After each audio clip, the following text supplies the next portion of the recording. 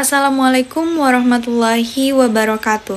Perkenalkan, nama saya Putri Salsabila Oktaviani. Pada kesempatan kali ini, saya akan mempresentasikan portofolio mata pelajaran keamanan jaringan yang membahas sebuah kasus kebocoran data pelanggan IndiHome yang terjadi pada tahun 2023. Kasus ini saya pilih karena berkaitan langsung dengan keamanan data dan merupakan salah satu contoh ancaman cyber yang pernah menjadi perhatian masyarakat Indonesia. Berita yang saya pilih berasal dari kompas.com dengan judul "Data 1,3 juta pelanggan IndiHome diduga bocor dan dijual di internet". Dalam kasus ini, sekitar 1,3 juta pelanggan IndiHome diduga mengalami kebocoran. Data yang bocor tidak hanya berupa nama dan alamat email, tetapi juga mencakup informasi lainnya, seperti jenis kelamin dan riwayat browsing pelanggan.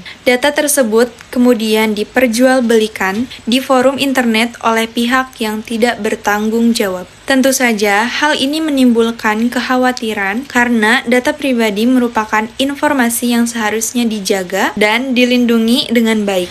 Kasus ini menunjukkan bahwa meskipun teknologi terus berkembang, ancaman terhadap keamanan data juga semakin meningkat.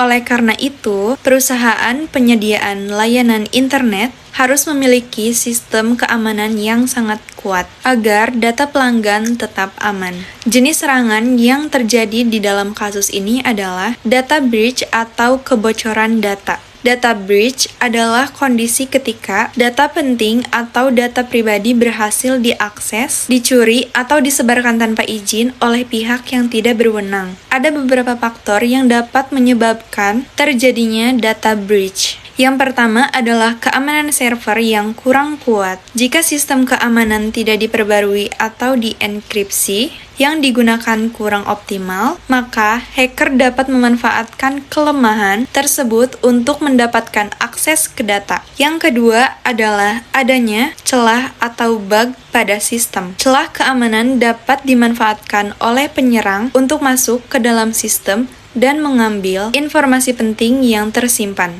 Yang ketiga adalah kurangnya pemanfaatan keamanan. Jika aktivitas mencurigakan tidak segera terdeteksi, maka serangan dapat berlangsung lebih lama dan menyebabkan kerugian yang lebih besar.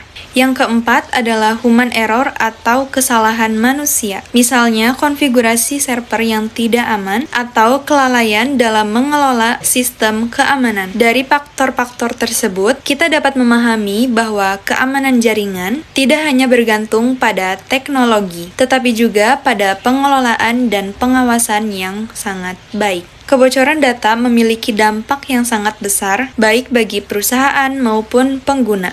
Bagi pengguna, data yang bocor dapat digunakan untuk melakukan penipuan, pencurian identitas, phishing, atau tindakan kejahatan cyber lainnya.